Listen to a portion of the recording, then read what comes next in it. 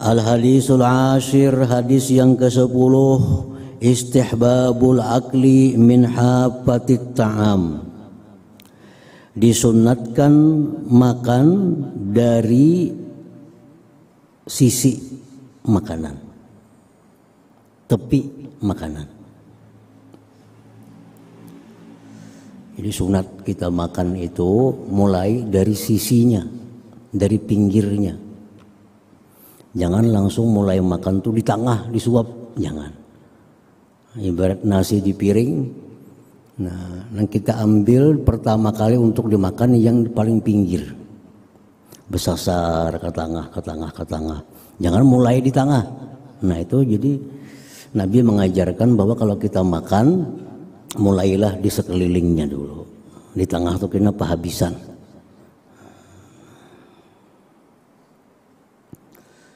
Istihbabul akli min hafatit ta'am. An Abdullah bin Abbas radhiyallahu anhuma anna an-nabiy sallallahu alaihi wa alihi wasallam qala al barakah tanzilu wasatat ta'am. Fakulu min fataihi wa la ta'kulu min wasatihi. Akhrajahu Tirmidzi wa qala haditsun hasanun sahih. Dari Abdullah bin Abbas radhiyallahu anhuma bahwa Nabi sallallahu alaihi wa alihi wasallam bersabda, bermula barakah turun di tempat yang di tengah daripada makanan.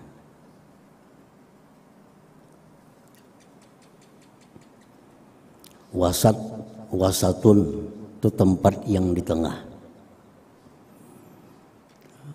Menurut sebagian ahli lughah, kalau wasatun itu tempat yang di tengah, disebut wasatun. Kalau sinnya kada babaris, wastun itu artinya baina, antara. Misal jalastu wastal qaum, aku duduk di antara kaum. Tapi kalau jalastu wasatal kaum, aku duduk di tempat tengah di antara kaum itu. Nah, perbedaannya. Ajar Nabi kita sallallahu alaihi wasallam bermula barakah itu turun. Maksudnya diturunkan oleh Allah di tempat yang di tengah daripada makanan itu. Jadi misal nasi, nah, Allah menurunkan barakah itu di tengah. Nah dari tengah itulah menyebar ke sekeliling makanan. Imam Nawawi rahimahullah mengatakan maksudnya barakah yang diturunkan oleh Allah untuk makanan itu jasidin ma yahsulu bihi tagdziyah wa taslamu akibatuhu minal adza wa yuqawwi ala ta'atillahi ta'ala. Itu barakah makanan. Yang namanya makanan berberkah itu kayak apa? Makanan yang menghasilkan kekuatan, menghasilkan gizi, dan selamat akibatnya dari penyakit, dan memperkuat untuk taat kepada Allah Subhanahu wa ta'ala. Nah itu yang disebut barakah. Jadi makanan yang berbarakah itu makanan yang bisa membuat kita kuat, bertenaga, yang kada bakal ada penyakit sesudah makan itu, dan menambah rajin kita untuk ibadah kepada Allah. Nah itu makanan yang berbarakah. Nah makanan itu diberkahi oleh Allah mulai dari tengahnya. Makanya jangan di awal makan di tengah. Amun di awal makan di tengah, pas pinggirnya kena kada barakah lagi. Nah supaya barakah itu menyebar semuaan sapiringan itu, mulailah dari pinggir makan. Nah di pinggir makan sampai kena ujungnya.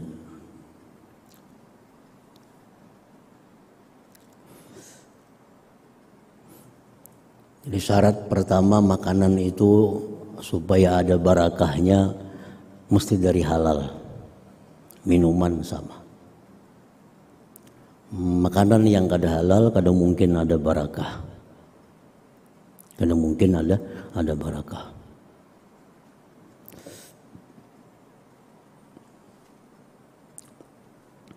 Yang kedua, supaya makan itu barakah, bismillahirrahmanirrahim. Itu barakah juga. Kalau kita makan itu kada bismillahirrahmanirrahim, itu sudah kada ada berkah lagi. Yang ketiga, tangan kanan. Tangan kanan. Kalau makan tangan kiri, padahal tangan kanan kawa, tangan kanan bisa, itu sudah kehilangan barakah. Jadi banyak hal-hal yang menunjang makanan ini jadi barakah. Pertama, syaratnya dari halal. Kita makan dengan bismillahirrahmanirrahim. Kita makan dengan tangan kanan. Kita makan mulai pinggir. Nah, mulai pinggir. Besasar sampai ke tengahnya. Al-barakah tanzilu wasatat ta'am, bermula barakah itu turunnya di tempat yang tengah daripada makanan. Fakulu min hafataihi, maka makanlah kalian dari sisi-sisinya. Dan jangan kalian makan makanan itu dari tempat yang di tengahnya. Akhrajahu Tirmidzi, hadis riwayat Tirmidzi, wa qala haditsun hasanun sahih. Berkata Tirmidzi, ini hadis dari satu sisi hasan, dari sisi yang lain hadis ini sahih, hadisun sahih.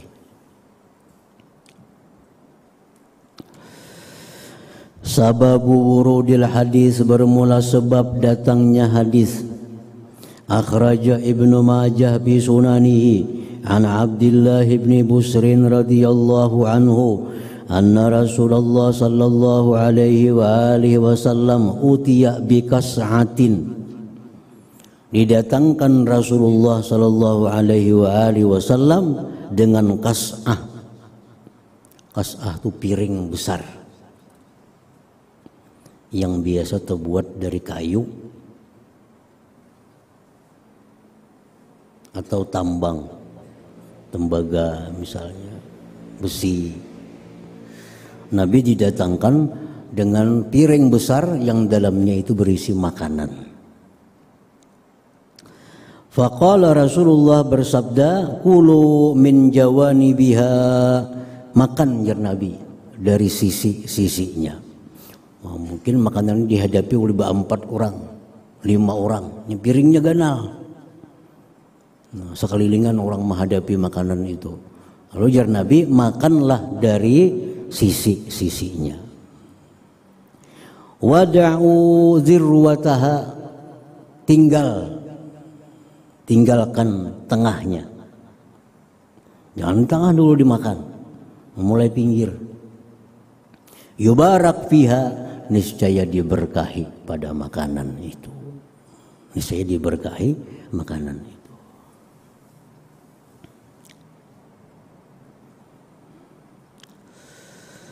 Tarjamatu Abdullah ibn Abbas radhiyallahu anhuma. Hadis tadi dari Abdullah bin Abbas. Beliau mendengar Rasulullah sallallahu alaihi wasallam bersabda. Nah, siapakah Abdullah ibnu Abbas itu? Huwa Abdullah ibnul Abbas ibni Abdul Muttalib ibni Hashim ibni Abdi Manaf.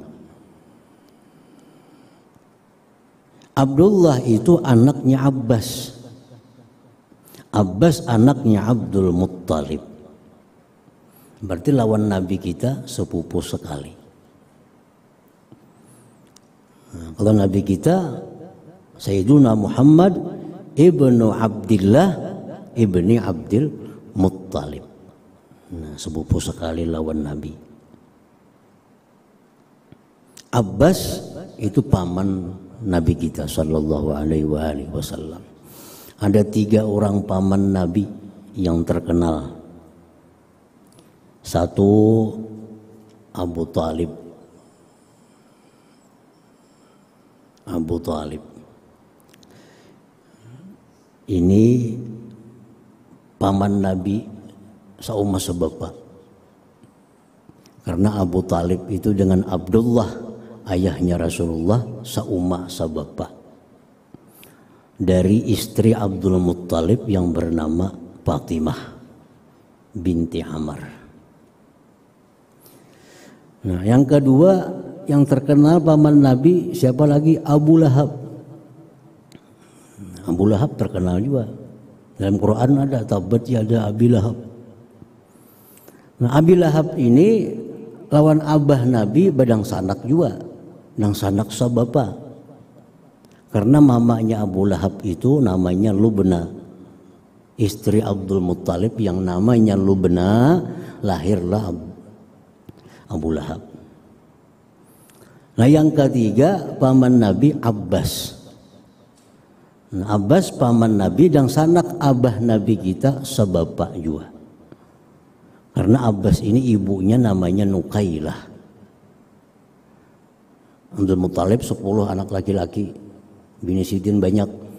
Jadi dari ini lahir ini, dari bini ini lahir ini, dari bini ini lahir ini. Yang sauma sabapa lawan abahnya Nabi itu ialah Abu Talib, bukan Abu Lahab, bukan Abbas. Nah, di antara 3 paman Nabi ini, satu yang disepakati Islamnya. Seluruh ulama sepakat paman Nabi ini Muslim. Abbas ibnu Abdul Muttalib. Walaupun lambat masuk Islamnya Abbas ini, tapi beliau Muslim. Yang kedua yang dipastikan kafirnya Abu Lahab. Itu paman Nabi yang nyata-nyata kafir. Al-Quran pun menjelaskan tabat yada Abi Lahab. Nah, yang ketiga paman Nabi kita yang dikhilafkan ulama tentang keislamannya, yaitu Abu Talib. Abu Talibnya ada yang mengatakan beliau Muslim, ada yang mengatakan beliau kada sempat Muslim, meninggal dunia.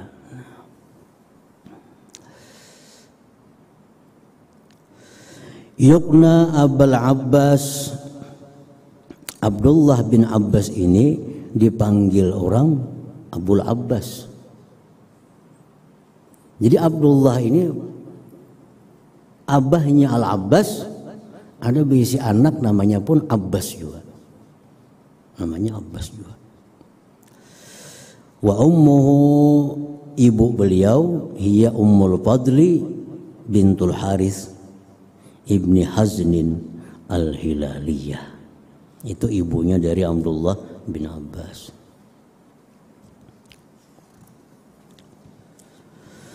Wulida qabla al-hijrah bi 3 sinin. Beliau Abdullah bin Abbas lahir sebelum hijrah 3 tahun. 10 tahun sudah Nabi kita dakwah di Mekah, mengajak Quraisy masuk Islam. 10 tahun hanyar lahir Abdullah bin Abbas ini. Hanyar lahir. Wa kana ibna 13 sanatan yauma wafatir Rasul sallallahu alaihi wa alihi wasallam, dan beliau berumur 13 tahun pada hari wafatnya Rasulullah sallallahu alaihi wa alihi wasallam. Rasulullah wafat beliau hanya umur 13 tahun. Wa madahahu Rasul sallallahu alaihi wa alihi wasallam biqaulih, dan memuji akan Abdullah bin Abbas oleh Rasul sallallahu alaihi wa alihi wasallam biqaulihi, dengan sabda Nabi, Allahumma faqihhu fid-din wa 'allimhu ta'wil. Nabi doakan Ibnu Abbas, ya Allah, pahamkan dia pada agama dan ajarkan dia ilmu tafsir. Sehingga Abdullah bin Abbas ini dikenal sebagai Imamul Mufassirin, sebagai imamnya ahli tafsir.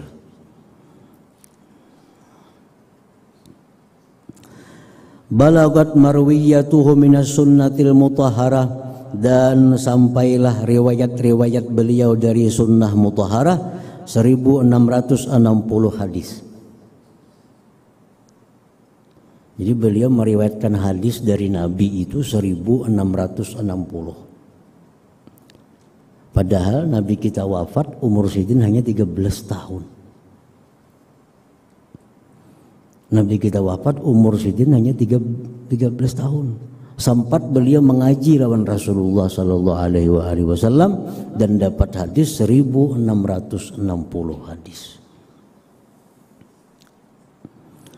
Tuwfiya bi Taif, beliau wafat di negeri Taif. Sana ada masjidnya yang terkenal. Beliau wafat di Taif sanata samani wasitin, tahun 68 Hijriah. Wa umruhu yauma wafatihi, umur beliau pada hari wafatnya 70 sanah 70 tahun. Wa shalla alaihi Muhammad ibnul Hanafiyah, dan menyembahyangkan atas beliau Muhammad ibnul Hanafiyah. Muhammad ibnul Hanafiyah ini anak Sayyidina Ali, tapi dari istri selain Fatimah. Setelah Fatimah radhiyallahu anha wafat, Sayyidina Ali kawin dengan seorang perempuan dari Bani Hanifah. Anak laki-laki namanya Muhammad, atau disebut Muhammad ibnul Hanafiyah, padahal anak Sayyidina Ali karramallahu wajhah. Wa shalla alaihi Muhammad ibnul Hanafiyah, dan menyembahyangkan atas Ibnu Abbas oleh Muhammad ibnul Hanafiyah. Wa kabbara alaihi arba'a wa qala al-yauma mata rabbaniyyu hadhil ummah. Berkata Muhammad ibnul Hanafiyah begitu wafatnya, di hari wafatnya Ibnu Abbas, ujar beliau, hari ini telah wafat Rabbani, ini umat, ulama ini umat. Rabbani itu ulama yang dibimbing oleh Allah subhanahu wa ta'ala. Ulama yang dibimbing oleh Allah disebut ulama Rabbani. Orang alim yang dibimbing oleh Allah dalam langkah-langkahnya, dalam sikap-sikapnya, maka ini ulama disebut alimun rabbaniyun. Di antaranya Abdullah ibnu Abbas. Min fawaidil hadis, sebagian dari faidah-faidah hadis, yukrahul aklu min a'lat ta'am wa wasatal qas'ah, dimakruhkan makan dari atas makanan dan di tengah piring. Makruh. Jadi kalau kita makan berdahulu mengambil di tengah, nah itu makruh. Bila makan ini makruh, sudah kehilangan barakah. Sudah kehilangan barakah. Yukrahul aklu min a'lat ta'am wa wasatil qas'ah. Yang kedua yang diambil faidah dari hadis tadi, yang bagil aklu min atrafis sahni wa hafatihi duna wasatihi. Semestinya makan itu dari sisi-sisi piring, bukan di tengahnya, bukan di tengah. Kalau dadar kah, sama aja juga. Makanin telur dadar, makan limping, itu mulai pinggir dimakan, jangan mulai tengah berdahulu. Nah, bila mulai tengah berdahulu itu makruh dan sudah kehilangan barakahnya. Jadi apa makanan-makanan yang model macam itu, roti misalnya, roti yang bulat, yang ganal, yang telur dadar, limping tadi. Nah itu kalau kita makan kayak makan nasi, mulai pinggir dulu dimakan.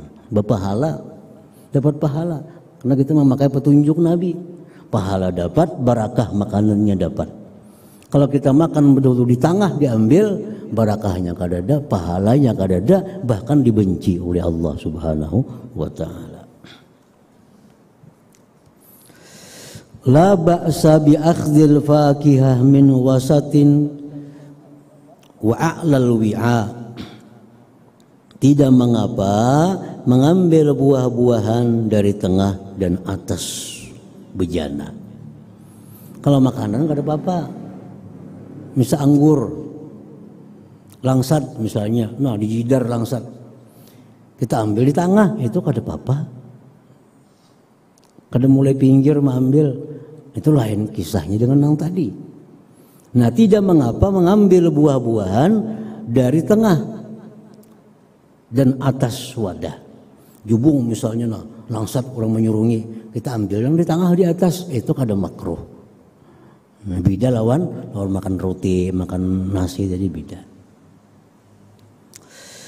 Qala al-Ghazali, berkata Imam Ghazali rahimahullah, la ya'kulu min wasatir ragib, tidak boleh makan itu di pertengahan roti.